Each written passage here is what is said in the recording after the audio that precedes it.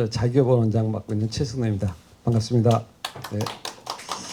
오늘 자유주의 학회하고 자유개발원이 공동 주최해서요 새로운 이게 하이에크 탄생 기념 세미나를 개최하는데 자유개발원에 처음 오신 분도 계시잖아요. 그래서 자유개발원은 벌써 28년째 그 자유주의 시장 경제를 홍보하는 단체로서 활동을 해오고 있다는 말씀을 좀 먼저 소개 말씀을 좀 드리고 싶습니다. 여기 보시면은 저 오른쪽에 보면 자유개발원이 그 자유주의 시리즈로 책을 발간하고 있는데요. 이 하이에크를 비롯한 우리 자유주의 거성들 역작들을 번역해서 출판을 하고 있습니다. 그래서 우리 사회가 자유주의에서 벗어나지 않고 멀어지지 않도록 하는데 늘 마음을 쓰고 또 많은 분들께 이 자유주의의 생각을 전파하려고 같이 이렇게 활동을 하고 있습니다. 여기 참여해 주신 동지 여러분 감사드리고요. 또 이 하이에크의 생각을 함께 공유하시고 또 전파하는데 자유개발원도 여러분의 생각과 함께 같이 하고 있다는 것을 잊지 말아 주시고 앞으로도 또 혹시 자유개발원이 또 하는 일에 또 격려의 말씀 또 이런 채찍도 좀 해주시고 해서 함께 우리 사회가 좀 더 밝고 건강한 사회로 나아가는데 함께 갔으면 좋겠다는 말씀을 먼저 드립니다. 우리 저 행사 기념 먼저 말씀을 우리 김기수 회장님께 먼저 부탁을 드리고 행사를 시작하도록 하겠습니다. 박수로 환영해 주시죠. 예. 하이에크 탄생 120주년 기념 심포지엄 사회를 맡은 김기수입니다. 오늘 심포지엄은 1시 반부터 조금 지연됐는데요. 1시 반부터 2시 45분까지 진행될 예정이고요. 오늘의 발제는 첫 번째 발제는 민경국 강원대학교 경제학과 명예교수님이 하이에크한 관점에서 본 수기민주주의를 먼저 발표하고 두 번째는 우리 이혁우 배재대학교 행정학과 교수님께서 애덤 스미스와 자유무역 요즘 아주 시의적절한 주제라고 두 개 다 생각합니다. 그리고 오늘 기념 심포지엄에 앞서서 한국 자유주의 3대 회장이신 우리 최창규 교수님을 모시고 개회사를 듣도록 하겠습니다. 개회사 이후에 바로 발제를 시작하도록 하겠습니다. 우리가 지금 굉장히 참 혼란스러운 그런 시대에 살고 있고 또 지금 오늘 참 주는 중압감이 엄청나게 큰 것 같아요. 우리 자유가 대한민국에서 정말 살아남느냐 자유가 없어지느냐 하는 기로에 서 있는 그런 너무나 심각한 때인 것 같습니다. 이에 우리 학회 회원들께서 우리 자유가 뭔지에 대해서 계속 이제 공부를 하고 그렇게 하고 있는데 뜻깊은 그 모임이라고 생각합니다. 특별히 오늘은 행사도 많고 또 우리 원래 세미나도 지금 오늘 하고 그 다음에 출판 기념회도 하고 하기 때문에 우리 학회 회원들이 또 이렇게 많이 참석해 주신 것 같습니다. 하여튼 열심히 토론하고 또 우리 나름대로 자유를 지키고 배우고 하는 그런 모임을 계속해야 되겠습니다. 감사합니다. 발표할 주제는 하이에크한 관점에서 본 수구민주주의입니다. 오늘 제가 발표할 주제는 하이에크한 관점에서 본 수구민주주의입니다. 이게 결국은 그 경제적 자유주의에 대한 대안으로서 이제 수구민주주의가 나왔습니다. 그런데 왜 경제적 자유주의를 싫어하느냐 하는 문제입니다. 경제적 자유주의를 싫어하는 게 이유가 뭐냐면 이 경제적 자유주의는 합리성이죠. 이기적이다라고 하는 합리적이고 이기적인 그리고 원자적인 그런 인간으로 구성되어 있기 때문에 이게 도대체가 이게 우선 문제가 뭐가 있느냐면 첫 번째로 소통이 없는 거다. 시장이 지금 자유주의라는 것은 완전히 인간이 도미스틱한 거기 때문에 소통이 없다라는 얘기입니다. 소통 부재라는 얘기죠. 그 다음에 두 번째로는 이게 아토미스틱하기 때문에 전부 인간이 개별화돼 버렸습니다. 그래서 자유주의 제도의 장치는 공공 영역을 메마르게 만들고 정치적 안건이나 과제를 깊이 생각하고 논의할 수 있는 진정한 사회 조건을 위태롭게 한다는 게 이제 수구민주주의자들이 주장이었습니다. 그래서 정치 참여 비율도 줄어들고 사회 신뢰를 해체하여 냉소주의 책임회피, 무임승차 행동이 지배하는 이유도 그런 경제적 자유이기 때문이다라는 식으로 얘기를 하고 있습니다. 그다음에 세 번째로는 이게 경제적 자유주의 하면 이 소득 불평등이 생겨난다는 얘기죠. 소득 불평등이 생겨나고 그래서 불평등 효과는 그러기 때문에 불평등 때문에 돈과 권력이 시민들의 행동을 서로 조정하는 주요 수단이 되었다라는 얘기입니다. 그래서 이에 대안으로서 경제적 자유에 대한 대안으로서 포괄적인 비판에서 제안한 것이 수구민주주의입니다. 수구민주주의라는 게 도대체 뭐냐 하는 거죠. 수구민주주의라는 것은 이쪽입니다. 수구민주주의는 내용인데 소득 분배, 기업 규모, 기업 입지, 금융 배분, 고용, 환경, 에너지 등 경제, 사회 문제를 모든 사람이 함께 모여 깊이 생각하고 숙고하여 공개적인 토론을 거쳐 결정하고 결정 결과를 집행하는 것이 수구민주주의다라고 얘기를 하고 있습니다. 그러니까 함께 모여가지고 이 시장 경제, 소위 경제적 자유를 제한하자는 얘기입니다. 그런데 이 수구민주주의가 어떤 제도적 장치에서 이런 것을 결정하느냐 하는 거죠. 그러니까 공개적인 토론을 거쳐 결정하고 결정 결과를 집행하는 것이 수구민주주의라고 얘기를 했습니다. 그런데 그때 세 가지로 나눠지는데 첫째로는 이해관계자들이 모두 모여 공개 토론의 과정에서 참여해가지고 의견, 이론 등 주관적 인지를 자유롭게 소통하기 위한 틀이다라는 얘기입니다. 둘째로 그 틀은 모든 사람에게 똑같이 적용할 수상적인 행동 규칙입니다. 즉 어떤 목적을 규정하는 것이 아니라 강제, 허위, 조작, 위협, 협박, 사기 기만 등과 같은 특정의 행동을 금지하는 행동 규칙으로 구성되어 있습니다. 이런 담론 상태죠. 지배자가 없는 담론 상태입니다.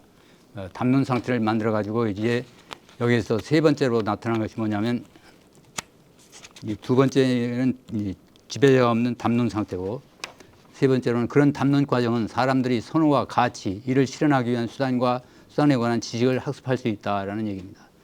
소통 행위는 이론과 선호의 가치를 가르치고 배우는 학습 과정으로 생각을 하고 있습니다. 이런 과정을 통해서 사람들은 그들의 이 지적 시계를 넓힐 수 있다라는 얘기죠. 그런데 문제는 그겁니다. 이게 과연 수구입 민주주의가 경제적 자유를 제대로 비판한 거냐 하는 얘기입니다. 그러니까 수구입 민주주의라고 하는 것이 경제적 자유가 이게 소통이 없다는 얘기로 비판하고 있습니다. 과연 소통이 없느냐 하는 얘기입니다.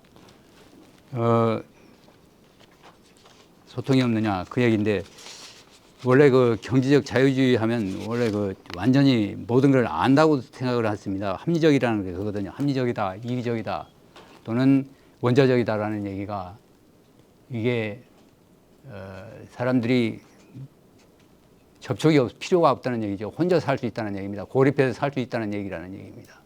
그러니까 이게 아주 정말 그러냐 하는 겁니다.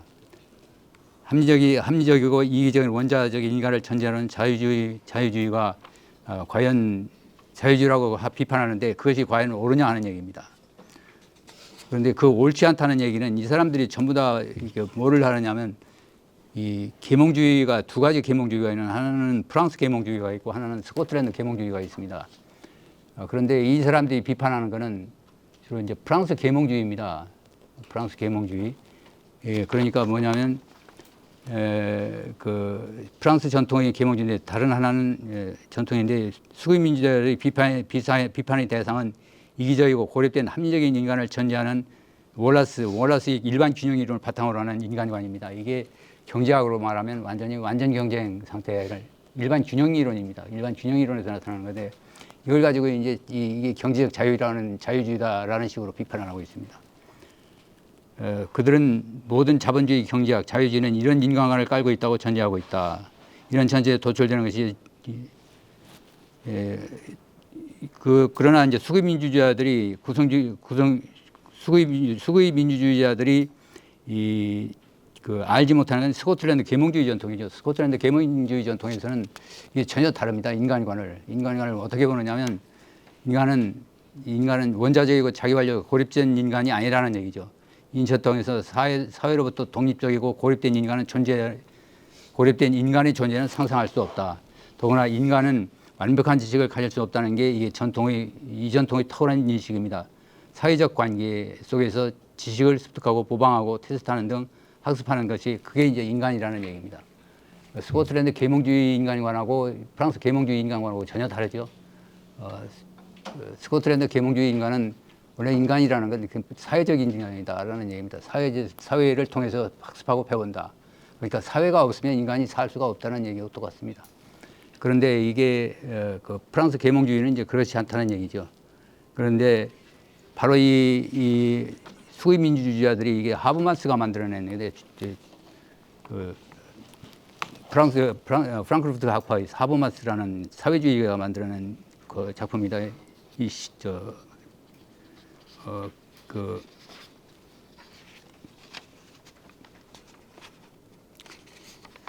그런데 수구민주주의라는 것이 결국은 인간이라고 하는 것을 자유주의라는 걸 잘못 보고 있는 거죠. 그런 의미에서 스코틀랜드의 전통의 인간과는 질환적인데 자생적 실질을 중요한다. 법, 도덕, 관습, 시장, 언어 등 인류에게 유익한 제도들은 인간의 이성을 통한 기획에 의해 만든 것이 아니라 유익한 것은 선별되고 나쁜 것이 도태되는 등 장관 역사적 컬러내기 과정, 즉 진화 과정이 산물이라고 보고 있죠.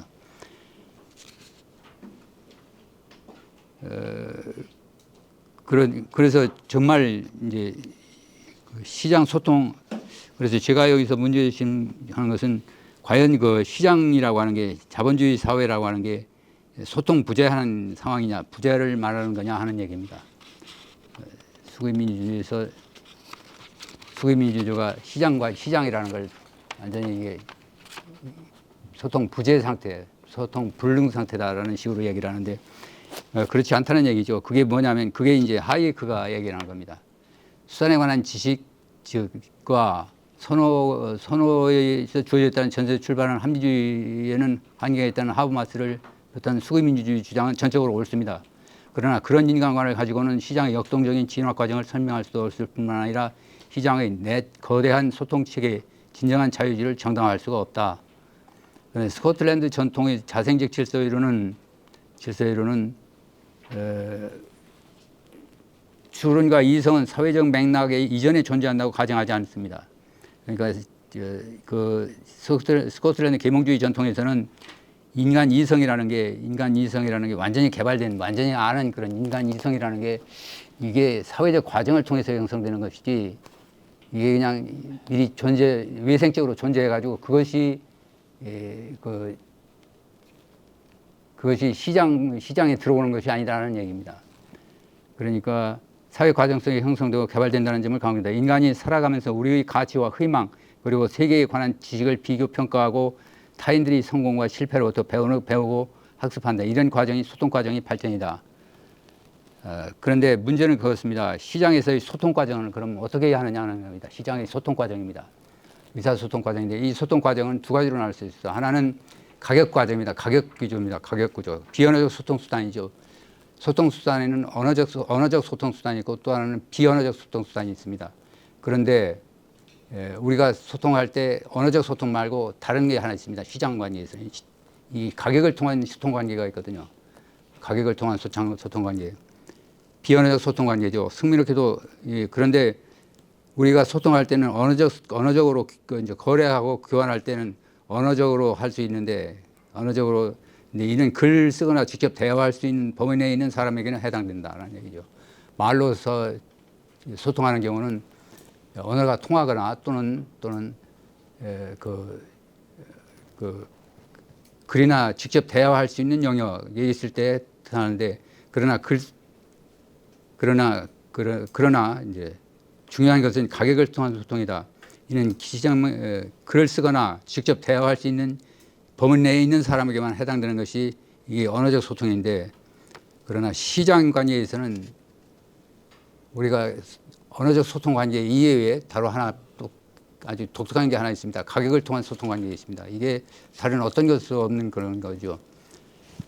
비언어적 소통은 언어의 소통 관계에 비해서 여러 가지 비언어적 소통은 언어적 소통 관계 소통에 대해서도 여러 가지 장점이 있습니다.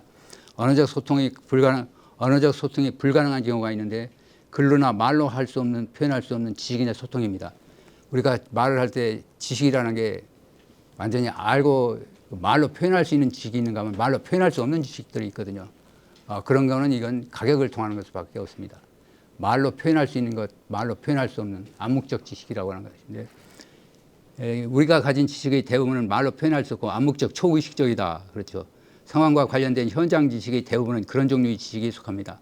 암묵적 초의식적 지식은 말과 글로 전달할 수 없지만 행동으로 표현할 수는 있습니다. 그렇죠.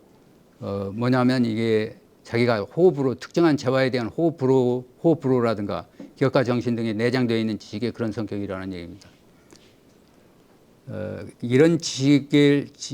그런 지식을 말과 글로 전달할 수 있지만 행동으로 표현할 수 있고 경제인들이 구매 행위를 거쳐서 가격이 반영된다는 얘기죠.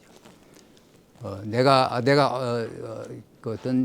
넥타이를 샀습니다. 다른 거 안 사고 넥타이를 샀을 때 왜 넥타이를 샀는지를 전부 완전히 말로 표현할 수가 없거든요.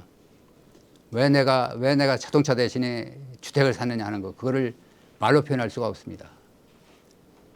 그래서 그거는 그냥 행동으로서 나타날 수 있죠. 행동으로 했을 때 나는 뭐 자동차 대신에 주택을 사는 경우 그 행동으로 표현할 수 있습니다. 이런 경우 이거 주로 이제 경제 우리가 인간의 비언어적 소통, 언어적으로 초의식적 지식이죠. 초의식적 지식 혹은 암묵적 지식 이런 지식으로 되어 있는데 이게 아마 90% 이상은 막 이렇게 되어 있다는 생각을 합니다. 우리가 말로 표현할 수 있는 지식은 얼마 안 된다는 얘기예요. 그런데 이런 지식을 반영해 주는 것이 가격이라는 얘기입니다. 흥미로운 것은 가격을 통한 비언어적 소통의 덕택으로 우리는 우리의 귀 눈으로는 물론 인지 능력으로 전혀 볼 수도 들을 수도 알 수도 없는 범세계적인 거시 우주까지 분업의 확대가 가능하게 되었다는 것이다. 그렇죠.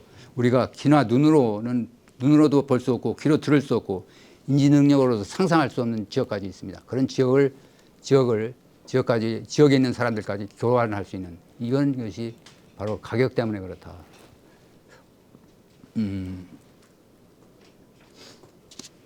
그러니까 가격은 인간 정신이 소우주를 거시우주로 매개하는 역할을 하다. 가격은 개인의 감각 기구를 가지고는 도저히 접근하기 불가능한 자연적 사회적 세계의 거시우주에 대한 적응을 가능하게 한다. 사유재산이 보장된 사회는 개인이 가질 수 있는 지식보다 훨씬 더 많은 지식의 사용을 가능하게 한다.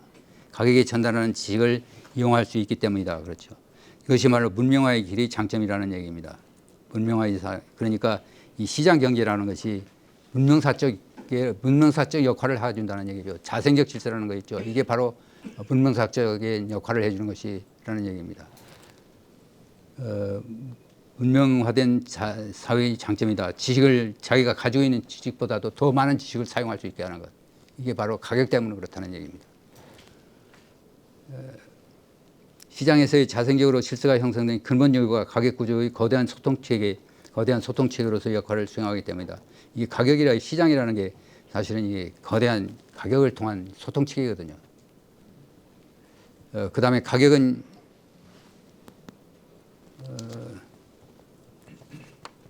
그다음에 또 하나 또 있습니다. 그 시장 관계에서는 비언어적 소통체계로서는 7쪽에 있습니다. 비언어적 소통수란 두 번째 행동 규칙이죠. 행동 규칙은 인간들의 사회적 행동을 안내하는 규칙입니다. 규범이라든지 관습, 제도 등이 수행하는 역할은 스코틀랜드 계몽주의에서 등장한 자생적 질서의 전통에서 중심된 토픽이었다. 루트비히 라트만의 말을 빌리면 제도의 존재로 인하여 우리는 우리 자신의 목적을 성공적으로 달성하기 위해서 전혀 알지 못하는 사람들이 목표에 마음 놓고 의존할 수 있다. 그러니까 우리가 낯모르는 의사한테 내 몸을 맡깁니다. 그렇죠. 전혀 알지 못하는 은행에 거금을 맡깁니다. 이게 어떻게 가능하냐 이런 거죠. 우리가 전혀 거의 알지도 못하는 사람끼리 우리가 사람에 의존해서 삽니다. 그게 어떻게 가능하냐 이거죠. 그게 바로 행동 규칙을 지킨다는 얘기입니다. 사람들이.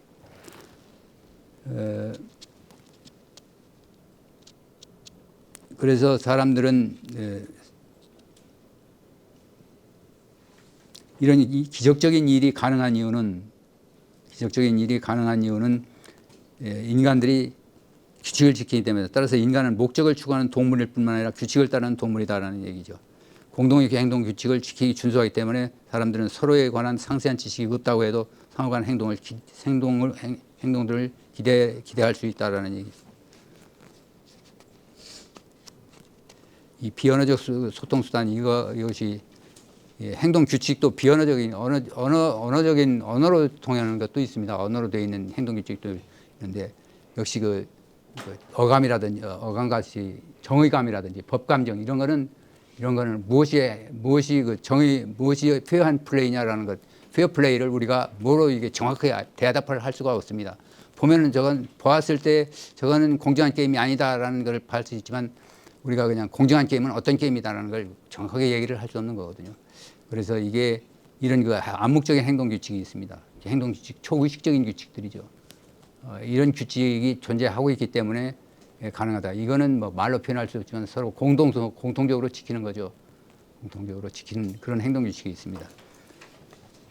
그러같이 행동 규칙을 또 가격과 똑같이 다양한, 그리고 심지어 암묵적 지식의 이용도 가능하게 하는 소통 수단으로 역할을 한다.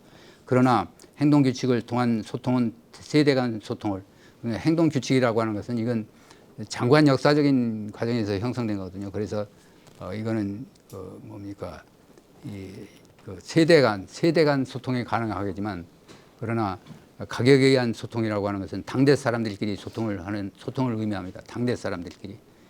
이 행동 규칙을 통한 타인의 행동에 대한 기대는 가격을 통해서 형성되는 인위적 기대와는 달리 규범적이다. 행동 규칙은 이건 규범적인 기대죠. 그 다음에 인지적 기대라는 것은 가격을 통해서 커뮤니케이션이 이루어지는 경우가 있습니다. 이거는 인지적인데, 인지적하고 규범적 기대하고 어떻게 다르냐면, 사람들이 보면은 내가 보면은 어떤 규칙을 위반을 하거든요. 위반할 때 나도 즉각적으로 위반하지는 않습니다. 저게 왜 사람들이 위반하지 해가지고 의심을 해가지고 한참 이제 지나서야 바꿔지는데, 그러나 이게 이 시장과에서 가격이 변동되면 즉각적으로 행동이 변화됩니다. 굉장히 신경이 빠르죠. 인간 행동이 가격의 변화에 대해서 반응하는 게 속도가 굉장히 빠르다고 합니다. 그러나 반해서 행동 규칙이라고 하는 것, 이것은 다른 사람이 그 규칙을 위반한다고 해도 그렇게 나도 그냥 위반하는 그런 식이 아니라는 얘기입니다. 인지적 기대에서, 그래서 그 가격을 통해서는 인지적 기대하고 그러니까 인지적 기대에서 기대가 좌절되면 사람들은 당장 행동을 바꾼다. 이에 반하여 규범적 기대, 즉 행동 규칙에 대해서는 한두 번 좌절됐다고 해도 기대를 바꾸지 않는다.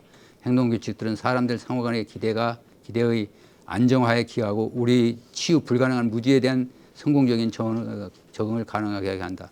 다시 말하면 행동 규칙들은 성공하기 위해서는 우리가 알 필요가 있는 것을 줄이는 역할을 한다. 그러니까 행동 규칙을 성공하기 위해서 우리가 알 필요가 있는 것을 줄이는 역할을 한다. 그렇죠. 뭐 교통 신호 같은 거 보면 뭐 알 필요 없이 그냥 파란불이 켜졌다면 그냥 뭐 교통 없이 뭐 차가 어디 오는지 그런 거 알 필요 없이 그냥 건너갈 수 있습니다. 그렇죠. 그러나 만약에 교통은 파란불이 안 켜고 교통 신호가 없는데 건너가려면 차가 어디서 오는지 얼마의 속도로 오는지 그걸 열심히 들여다봐야 이제 움직여야 되지만, 이게 규칙이 있을 때는 이제 그렇지 않다는 얘기죠. 그렇게 우리가 알 필요가 있는, 성공적으로 행동할 때 알 필요가 있는 지식들, 이들을 줄이는 역할을 해준다. 따라서 행동 규칙 또는 제도는 정확히 말하면 지식의 저장고라고 볼 수 있습니다. 그런데 행동 규칙이 어떻게 형성되느냐 하는 문제하고, 그 다음에 이 행동 규칙이 이런 행동 규칙이 어떤 식으로 형성되느냐 하는 문제, 그 문제인데, 어떤 식으로 생성되느냐 또는 행동 규칙이 형성되는 과정에 따라서 어떤 행동 규칙이 성격에 관한 문제인데, 행동 규칙이 어떻게 형성되느냐, 이건 뭐 이렇게 생략을 하겠습니다. 그 다음에 또 하나는 행동 규칙이 이게 진화적 과정에서 형성되는데, 여기서 행동주의 형성되는 스코틀랜드 진화론을 적용해서 행동규칙 생산을 설명한다. 우리가 사는 세상에 수많은 행동규칙이 있다. 예를 들면 인격, 존중, 소유, 존중, 자발적 교환, 정직성, 자기책임, 법 앞이 평등 같은 도덕적 기본 원칙들은 누구도 침범할 수 없는 개인의 자유 영역을 형성한다.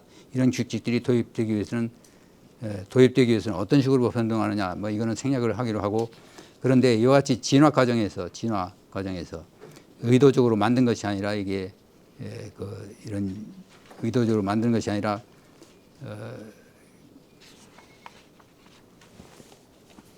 진화 과정에서 생성되겠지만 인간의 합리적 계산을 기초로 해서 계획되는 것은 아니고 자율적인 인간들이 한목적인 합의를 통해서 만든 것도 아니다.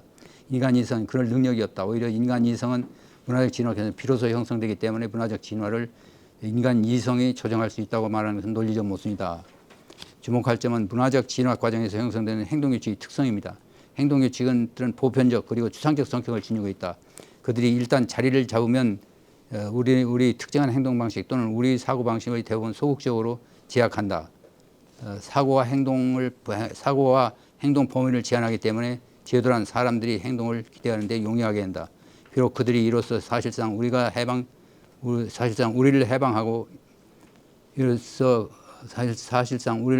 있다. 그렇죠. 그런 성격의 행동 규칙들은 누구도 침범할 수 없는 자유 영역을 확립하는 데 있다. 요약하라면 시장은 소통 부재라는 좌파의 주장은 틀린 얘기죠. 시장은 소통 부재라는 좌파의 주장은 틀렸다. 자유시장이 우리에게 거대한 번영을 가르쳐주는 이유는 가격 구조와 도덕 규칙들을 통한 방대한 지식의 소통 때문이라는 걸 직시해야 된다.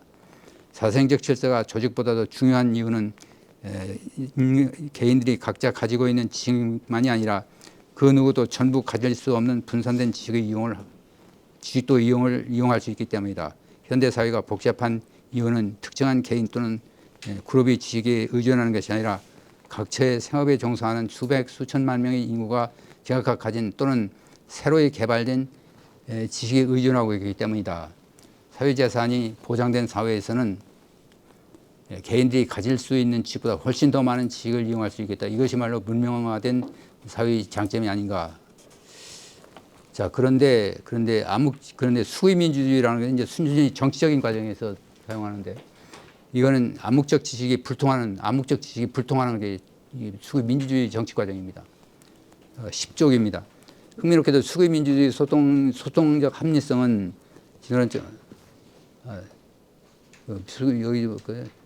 말로 표현할 수 있는 지식만이 소통 가능하다. 수의민주가 강조하는 소통은 말로 표현하거나 글로 쓸 수 있는 지식의 소통이다. 그렇죠. 명시적 지식만을 소통의 대상이 된다라는 얘기입니다.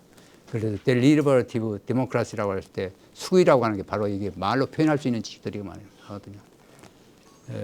명시적 지식만을 소통의 대상이다. 의견을 개진하고 토론하고 수의하는 과정이기 때문이다. 그러나 시장에서의 소통 관련 지식은 말로 표현할 수 없거나 글로 쓰기 어려운, 말로 표현할 수도 없고 글로 쓰기 어려운 암묵적 지식이다. 특정 재화에 부여된 상대 가치, 재주, 능력, 재치, 착상, 기업가 정신들은 언어로 소통이 가능하지 않습니다. 시장에서 중요한 것은 가격과 행동 규칙을 통한 비언어적 암묵적 지식 소통이다. 따라서 시장의 제일이 덕은 자원 배분의 효율성이 아니라 지식 소통 과정의 탁월성이다라는 얘기입니다. 그러나 수구민주주의는 말로 표현할 수 없는 지식은 고려할 수가 없습니다. 의도적인 집단적 계획, 의도적인 행동 조정을 중시하는 것처럼 소통의 언어적 형태를 표현하고 있는 것이 수구민주주의다. 정치적 수구 과정에서는 별로 중요한 내용도 없지만, 그러나 그 말을 잘해가지고 그 내용도 없는 말을 아주 교묘하게 표현만 멋있게 하는 그런 대안들이 선택되는 게 정치적 과정이라는 얘기하고 똑같습니다. 참신한 의견을 가지고 있지만 암묵적이고 말을 표현할 수 없는 말을 못하는 사람의 의견을 반영하기가 어려운 것이 아마 수구민주주의라고 볼 수 있습니다. 수구민주주의는 사회적으로 분산된 지식을 소통하기 위해서는 관련된 관련된 포럼에 이해관계들을 동원해야 된다. 그 포럼의 수용 능력은 무제한적이 아니다. 그렇죠. 하나의 수급 민주주의를 하기 위해서는 사람들이 모여야 되는데 뭐 무제한 모일 수는 없습니다. 그러나 시장이라고 하는 무제한 얼마든지 이건 제한 없이 소통이 가능합니다.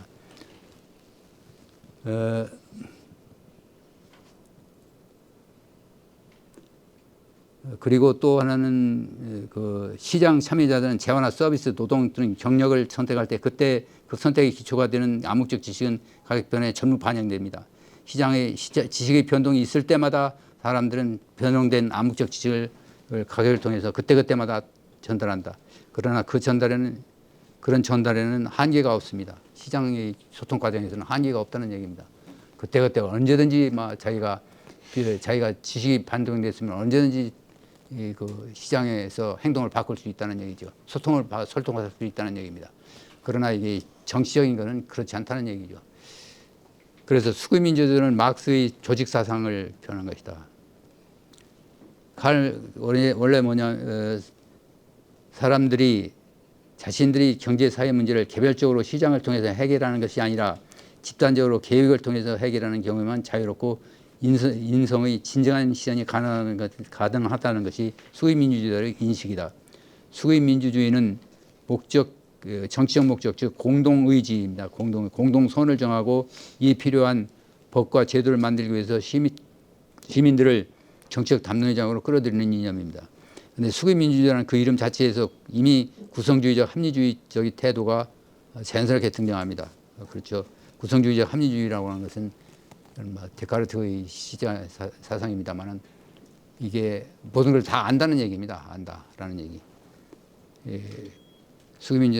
수구이라고 하는 것은 모든 것을 다 표현할 수 있고 말할 수 있고 안다는 얘기인데 그런 태도가 칼 막스의 믿음을 답습하고 있는 그런 인식에서 무의도적이고 초개인적인 익명성의 시장 경제와는 소외를 그러니까 시장이라는 건 의도가 없게 형성되죠. 시장이라는 것.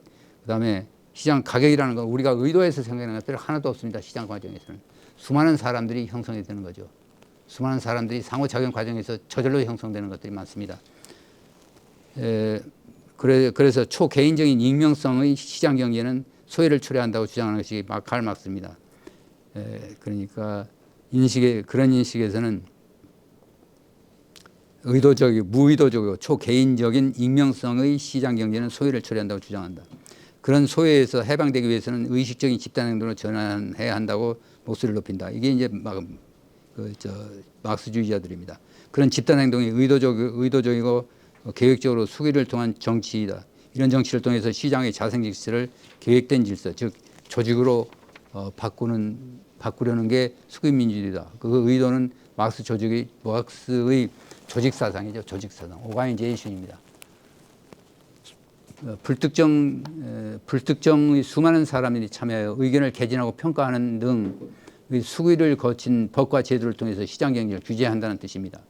복잡한 사회를 의식적으로 정치적 목적을 합당하게 조직할 수 있으려면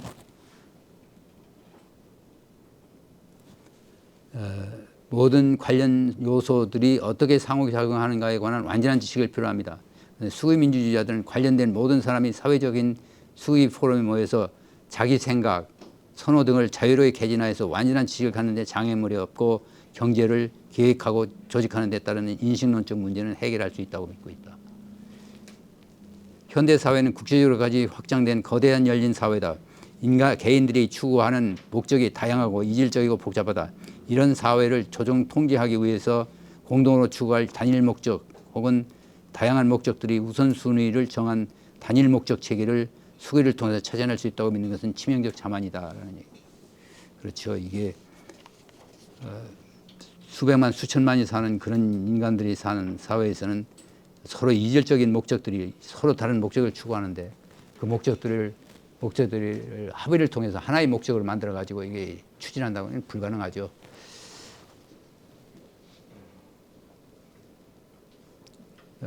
수천만의 계획과 행동을 인위적으로 조정하는 게 불가능하기 때문에 시장 경제의 자생적 조정에 의존할 수밖에 없습니다. 시장은 수천만이 사람들이 모여가지고 서로 교환하면서 이제 행동 조정이 이루어지는 거죠. 그래서 그 수많은 개인들끼리 그리고 기업들끼리 상호 조정이 가능하다. 자생적으로 시장에서 형성되는 가격 구조의 변화가 그런 조정을 가능하게 한다. 가격 구조가 그런 가능하게 하는 거예요.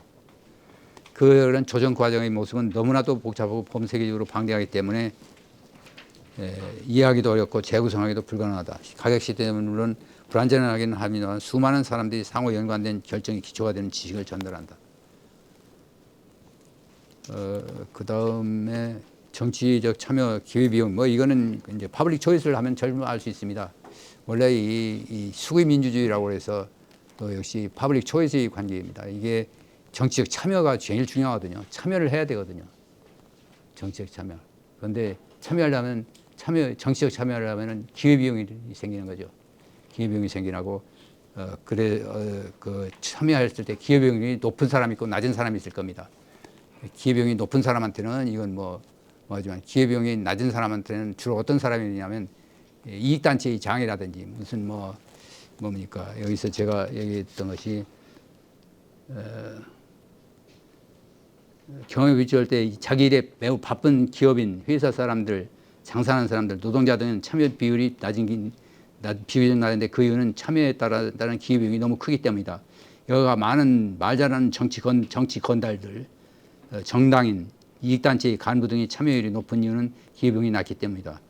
그러니까 이게 역시 정치적 참여로 자긍심을 얻지 못하는 사람도 정치적 무관심을 빠진다. 그래서 기회비용이고 그 다음에 대의제라고 하는 것은 이게 뭐 모든 사람이 다 참여할 수 있는 건 아니죠. 결국은 이제 대의제로 넘어가는데 원래 만들 때는 이건 대의제를 생각을 안 했습니다. 그 수구민주주의는. 그러다 나중에 보니까 이게 대의제를 필요하다는 이게 뭡니까 더구나 지속적인 탐론과 정보에 근거한 의사결정을 위해서는 대의제가 필요하다. 그렇죠. 그러나 다양한 이해관계를 대변할 대표자들을 구성된 특별한 입법기관이 필요한데 입법기관의 구성과 그리고 입법에 강력한 영향을 미치는 게 이익단체들이다. 그들은 이슈 개발, 이슈를 이해하기 위한 지식을 공급하고 다양한 방법으로 설득하여 자신들의 이슈가 여론의 이목을 끌게 만든다. 수구민주주의는 강력한 이익 집단, 특정 지역이나 산업에 유리한 입법과 정책을 공급하는 협상민주주의로 전락할 위험성이 빠진다는 얘기입니다. 그러니까 이게 민주주의 그 실패로 이제 되돌아갈 수밖에 없는 거라는 얘기입니다. 민주주의 타락이라는 얘기는. 그런데 그래서 결국은 수구민주주의 대신에 자유민주주의로 하라 하는 게 수구민주주의. 심의 정치가 필요로 하는 것은 이제 수의 정치가 필요로 하는 것은 부와 신분의 불평등을 왜곡하지 않은 평등 사회이지만 시장 경제는 부의 불평등이 재생되기 때문에 포용이 용납될 수 없기에 합리적 소통이 가능하지 않다는 게 수의 민주주의다. 그래서 부의 축적을 막아야 한다고 주장한다. 수의 정치는 재분배를 지향하는 복지국가, 가난한 복지국가, 그다음에 자본가와 나란히 노동자의 원료 공급자 등 기업에 대해 이해관계를 가진 기업 결정의 이해관계자 자본주의 또는 기업 집중을 이유로 대기업 규제 등 다양한 간섭주의를 정당화한다. 그 집단적 의사결정을 통해서 넘어설 수 없는 사적 영역이 없다. 무제한적인 민주주의죠, 그렇죠. 그러니까 그래서 이 수구의 민주주의에도 역시 그 무제한적 민주주의로 된다. 제한이 없다는 얘기입니다. 무엇을 그러니까 이게 민주주의 문제인데 그래서 국가 심의 입법을 심의 정치 수의 정치로부터 형성되는 것은 무엇이든 법으로 인정한다. 수의 정치의 입법을 막을 장치가 없습니다. 그 결과 국가 권력이 비대화하다. 사법과 공법의 엄격한 구분도 없습니다. 그 수의 정치는 공공영역을 줄이는 게 아니라 시장을 비롯한 사적 영역의 범위를 복잡하게 사적 영역을 비롯한 시장을 비롯한 사적 영역의 범위와 복잡성을 줄이고 있다.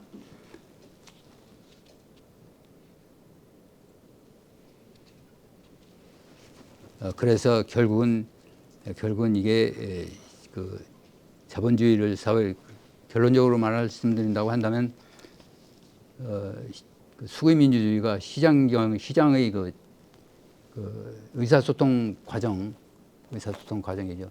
소통망이라고 하는 것. 그거를 무시를 해버렸습니다. 그래서 생긴 거기 때문에 별로 좋은 것이 아니다. 그런 얘기죠.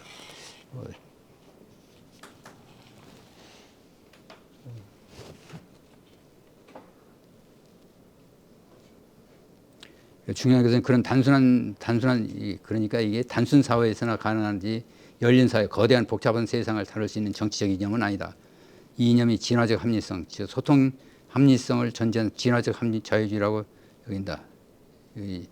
이게 이제 자유주의는 국가는 물론 타인들이 강제 사기, 기만, 인격 침해로부터 개인의 자유, 인격 재산을 보호하는 취지를 가진 법만을 법으로 인정하는 법치주의를 핵심으로 한다. 법치를 통해서 사적 영역을 보호하는 게 자유주의다. 그런 법치의 확립 속에서만 자유가 신장되고 분산된 지식의 이용과 지식의 축적이 가능하게 된다. 그렇다고 해서 수구민주주의 자체를 부정할 필요는 없습니다. 그렇죠. 뭐 수구민주주의가 우리가 이제 자유주의 테두리 내에서 엄격히 제한된 국가 역할이 있기 때문이다. 즉 법의 지배 원칙에 해당되는 정의로운 규칙을 찾을 때 그리고 시장에 해결할 수 없는 공공재와 산출 등 관련 정책을 결정할 때 제한적 민주주의가 매우 중요한데 이때 제한적 민주주의로서 수구 민주주의를 사용하는 게 어떠냐 하는 생각입니다.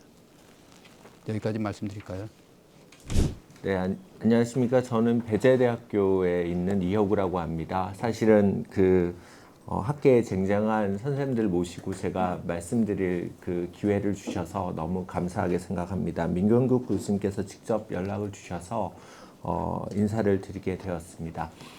저는 사실은 행정학과에 있기 때문에 뭐 조금 갸우뚱하실 건데요. 이런 분야에 대해서는 좀 과문한 이제 상황인데요. 제가 간단하게 말씀드리면 제가 애덤 스미스를 중심으로 좀 관심을 가졌던 거는 순전히 자유기업원가 그 민경국 교수님 때문입니다. 그래서 그 애덤 스미스 300주년을 맞이해서 이제 논문집을 냈는데 민경국 교수님이 기회를 주셔서 행정학적 관점에서 특히 규제의 관점에서 제가 한 편의 논문을 쓰면서 도덕감정론이라든가 국부론을 좀 봤고요. 그리고 이제 특히 자유기업원에서는 도덕감정론 관련된 서적에 대한 번역에 참여하면서 도덕감정론 분야의 좀 내용을 제가 이것저것 좀 학습할 수 있게 되었습니다. 그래서 뭐 여기까지의 내용을 전제로 좀 고민을 해봤습니다. 오늘 내용을 이제 자유무역이라고 잡은 게 제가 뭐 특별히 이 분야에 대한 고민이라기보다는 요즘 워낙에 트럼프라든가 자유무역 이슈가 많아지고 있는데 국부론의 자유무역에 관련된 장이 있어서 그 부분에 대해서 다시 한번 읽어보고 이것을 좀 같이 공유해 드리는 게 어떨까 이런 생각을 했고요.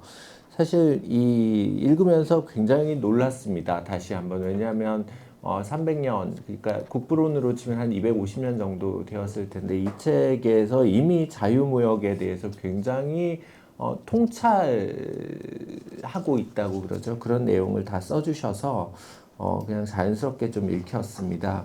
그래서 좀 간단히만 말씀을 좀 드리면 자연스럽게 2페이지부터 좀 진행을 하면 애덤 스미스 자유주의입니다. 각주에서도 본 것처럼 사실은 애덤 스미스의 국부론은 전체로 5편으로 구성이 되어 있는데요. 이 중에 자유무역과 관련된 것은 4편 정치경제학이라는 곳에서 나옵니다.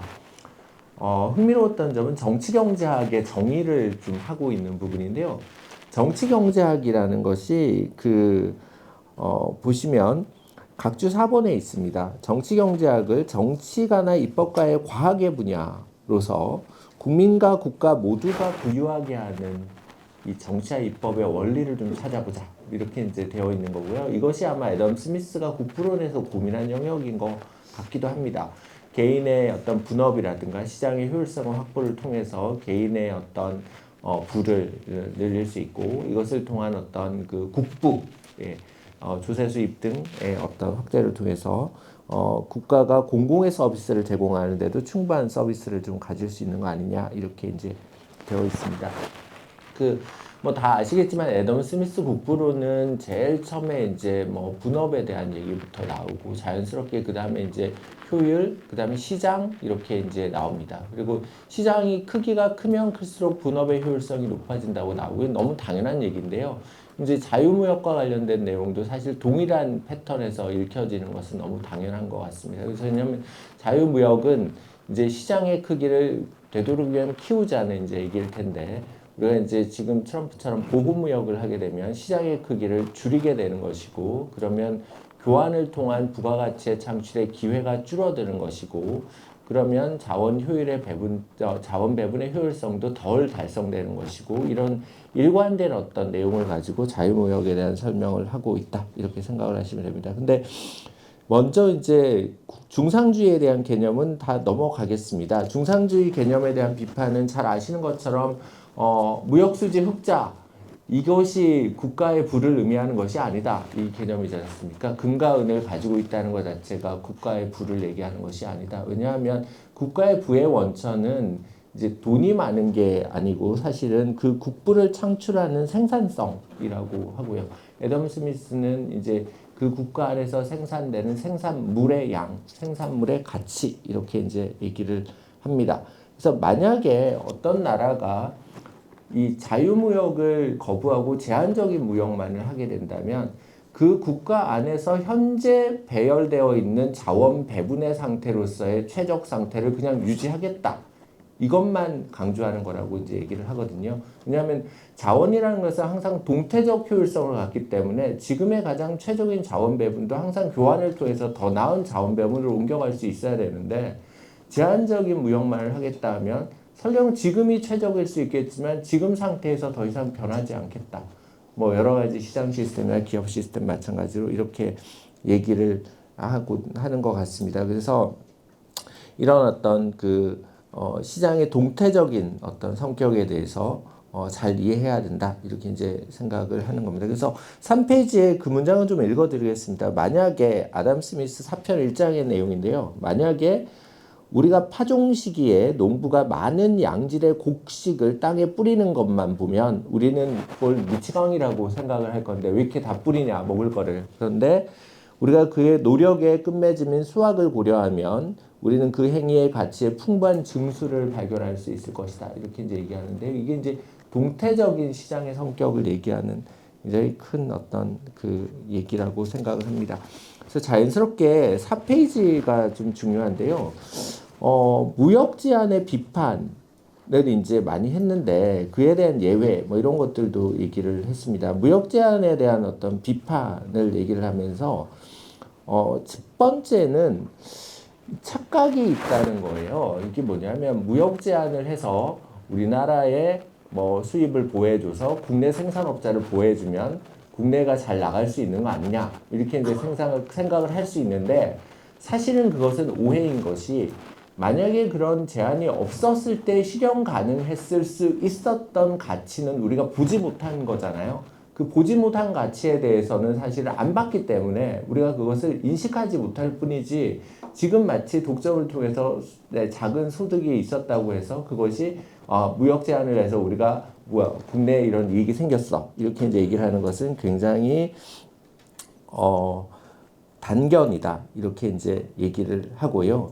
그 다음에 오히려 이제 지금 트럼프가 그런 얘기를 많이 하는데 보호무역을 통해서 국내 일자리를 늘리자 이렇게 얘기하는데 아담 스미스는 정반대로 보호무역을 하니까 사실은 일자리가 줄어드는 거 아니냐 이런 얘기를 사실은 이제 합니다. 그래서 오히려 여러 직업의 종사할 자유를 회복시켜주고 국내 여러 규제적인 성격 그러니까 일자리를 넘나드는데 제한이 되어지는 국내 제도로서의 어떤 규제를 해소해 주는 것이 보다 더 상책이다. 이렇게 이제 얘기를 합니다. 5페이지가 되게 재밌었습니다. 5페이지는 현실적인 얘기를 합니다. 무역 제한을 하는 데 있어서 국내에서 생산될 수 있는 재화의 수입 제한의 말미에 대해서 외국 상품의 수입 자유를 그러면 허용할 수 있냐 없냐 이렇게 이제 얘기를 하면서요. 만약에 다른 나라가 우리나라한테 보호무역을 하면 우리는 어쩌면 보복의 조치로서 이제 무역 제한을 같이 할 수도 있겠다. 그것이 어쩌면 현명한 경우일 수도 있다. 이런 얘기를 아담 스미스가 합니다. 이제 왜냐하면 이게 대응을 해야 되니까요. 그래서 실제로 보면 이런 일이 많이 있었다는 거예요. 이제 프랑스에서 관세법으로 관세를 부과하고 그러니까 네덜란드가 맞대응을 하고 이 문제가 잘 해결이 안 되면서 두 나라가 전쟁까지 가고 근데 나중에는 이제 이것을 다시 뭐 니머겐 조약 등으로 이제 강화하고 이렇게 이제 역사에 이런 현상들이 반복되는 성향이 있었는데요.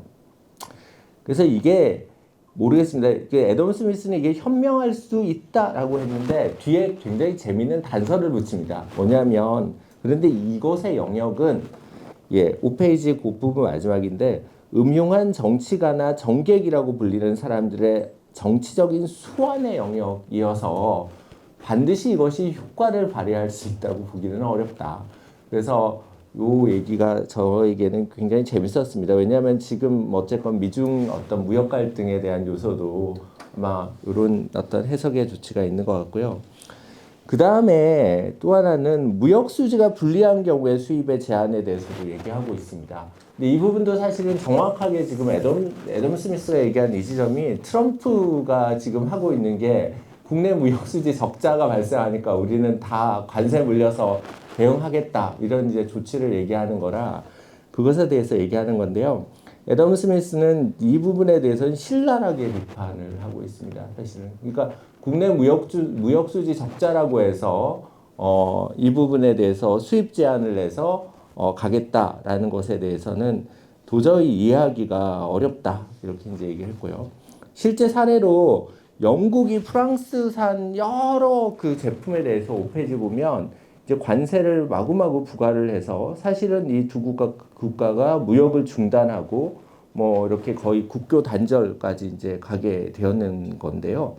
설령 프랑스가 영국으로부터 흑자를 보는 것이 너무나 이제 확실하다고 하더라도 그것이 영국에도 과연 불리한 걸까? 이렇게 얘기하기가 어렵다는 거죠. 이게 너무 당연한 게 뭐냐면 애덤 스미스가 줄곧 강조하는 게 국부의 근원이 흑자 적자의 문제가 아니고 생산성의 문제와 자원의 재배열의 문제이기 때문에 어쩌면 니들 나라가 프랑스에 비해서 영국이 적자를 봤다고 하더라도 재화의 효율성 측면에서는 그만큼 영국에서 더 많이 가져간 거고 더 나아가서 보면 영국의 소비자들은 더 싼 제품을 사는 이익을 받고 있는 것 아니냐. 이것이 첫 번째고요. 또 두 번째는 프랑스가 그러면 영국에서 오는 재화를 모두 다 국내에서 소비만 하느냐. 그렇지 않는다는 거죠. 프랑스에서 온 재화를 어쩌면 영국에서 들여와서 중간재라고 하죠. 생산을 해서 이것을 다시 수출을 할 것인데 그러면 기왕이면 보다 더 수출 수입에 있어서 용이한 자유무역이 허용이 된다면 싼 제품을 중간재를 수입을 해서 그 수입을 통한 어떤 제품을 생산을 해서 수출을 함으로써 영국이 이익을 얻지도 않았느냐 이렇게 이제 얘기를 하면서 이 부분을 반박하고요. 또 하나는 무역 수지가 흑자 적자라는 판단을 전제로 해서 과연 이 무역이 프랑스한테 유리했는지 영국한테 유리했는지 판단한다는 것 자체가 불가능하다는 거예요. 왜냐하면 이 시장이 아까 민 교수님 말씀하셨지만 워낙 동태적이기 때문에 이 시장의 거래의 어떤 체인 속에서 소비자와 생산자들이 거뒀던 여러 가지 부가가치에 대한 것들을 고려되어지지 않기 때문에 그래서 통상 무역업자들에 대한 이 제한된 무역, 보호무역에 대한 얘기는 이 적대감과 국민적 편견 이것이 초래된 측면이 굉장히 크다. 이렇게 이제 생각을 합니다. 그래서 6페이지 보시면 읽어드리면 영국에서 포도주 무역에 대해서 제한을 하겠다. 프랑스 포도주를 들여오지 않겠다라고 하기에는 아담 스미스 내가 보기에는 사람들이 술집에 가는 것을 막자는 것이 아니고 제일 싸고 제일 좋은 술을 살 수 있는 곳에 가는 것을 막자는 것이다. 그래서 이것은 우리가 좀 오해의 소지가 있는 거다 이렇게 생각합니다. 그래서 애덤 스미스는 이런 논리에도 불구하고 강대국이 서로 무역 제한을 이렇게 하는 이유는 양국의 제조업자 그리고 상인의 시기 때문이다 이렇게 이제 결론을 짓습니다. 그래서 이 얘기까지가 사실 애덤 스미스가 얘기한 이제 무역에 대한 어떤 그 국부론에서 나오는 얘기인데요. 사실은 제가 이걸 보고 굉장히 놀랐던 게 거의 한 250년, 300년 전의 책에서 사실 이미 우리가 트럼프의 관세에 대한 정책이, 이 무역 제한 정책이 너무나 잘못되었다는 것을 보여주는 이 모든 우리가 해석할 수 있는 지점이 다 있는 거 아닌가. 그래서 어떻게 보면 트럼프가 관세 정책을 시작한 것도 당초에는 무역 적자라고 이제 얘기를 하였지만 국내의 어떤 이익 집단들의 어떤 시기, 그리고 이것들을 지지하는 어떤 이 정치적 관점, 이런 것들이 작동된 것이지 사실은 이게 합리적인 어떤 판단의 지점은 아니지 않느냐, 이런 생각을 좀 하게 됩니다. 그래서 트럼프의 관세 정책은 뭐 제가 굳이 다 읊어드릴 필요는 없을 것 같습니다. 선생님들 너무 잘 아시고 계시고요. 1기 때부터도 관세 정책을 굉장히 강력하게 추구했고, 지금 2기 들어와서 사실은 가장 얘기가 되는 게 2월 들어서 캐나다, 멕시코에 대해서 25% 관세 명령, 특히 중국에 대해서는 굉장히 강력하게 하고 있고요. 4월 2일 날은 뭐 보셨다시피 판넬 같은 거 쭉 보여주면서 각국의 적자 수치를 다 이제 제시하면서 이제 보편 관세 상대한 관세 이제 다 매기고, 그다음에 90일 유예를 하면서 지금 관세 협상에 들어가고 있는 이런 이제 상황이기는 합니다. 이게 이제 사실 앞으로 그러면 어떤 식으로 전개될까라는 것을 좀 추측해 보면, 감히 제 말씀을 좀 드리면, 이게 오래되면 오래될수록 이 피로스의 승리라고 합니다. 피릭 빅토리. 그래서 오래되면 오래될수록 어쩌면 트럼프가 뭐 가져갈 수는 있겠지만 정치적이든 국내의 어떤 제조업자의 이익이든 아마 내상이 훨씬 클 거다, 이런 생각을 하지 않을 수 없고요. 그래서 왜 그러냐 하면 벌써 우리가 얘기하고 있는 게, 이게 미국 러스펠트 지역의 노동자들의 어떤 이해관계 때문에 시작한 일이 지금 트럼프도 자가당착에 빠진 게, 반도체는 그럼 어떡하지? 뭐 이런 이제 얘기가 되어지는 거거든요. 그래서 미국의 모순은 지금 그거 같습니다. 세계에서 가장 잘 나가는 국가인 미국이 지금 되어지는 것은 사실은 비교 우위에 근거한 소위 말하는 빅테크 기술에 대해서 비교 우위 선점을 가지고 있고, 그것이 자유무역을 통해서 전 세계적으로 확산되어져서 그것에 대한 어떤 생산성 때문이거든요. 그런데 이제 그런 한쪽에 있어서 자기의 어떤 국부의 생산성은 또 한쪽에 놓아두고, 또 다른 측면에서의 제조업 측면에서의 적자적인 구조를 가지고 보호무역을 하겠다, 이렇게 하니까, 그것도 전면적인 보호무역을 하겠다고 하니까 이제 자기의 최측근인 이제 일론 머스크조차도 야, 이거는 좀 아닌 거 아니야? 이런 이제 얘기를 하고 있는 이제 모순적 상황에 이제 있는 것 같습니다. 근데 국부론의 앞에 보면 그런 얘기가 나오더라고요. 이제 중상주의 머켄틀리즘 자체가 프리벨링 뷰라고, 그러니까 인간이라면 어쩔 수 없이 가지고 있는 시기심에 근거한 만연된 견해일 수밖에 없는 거 아닌가. 그래서 좀 현상에 대해서 합리적인 어떤 판단을 할 수 있는, 그래서 자유주의 아니면 이제 보전에 대한 학습이 좀 필요하다는 생각이 좀 많이 들었습니다. 그래서 제 말씀은 이 정도로 줄이려고 하고요. 13페이지 그래프만 뭐 다 아시는 그래프입니다.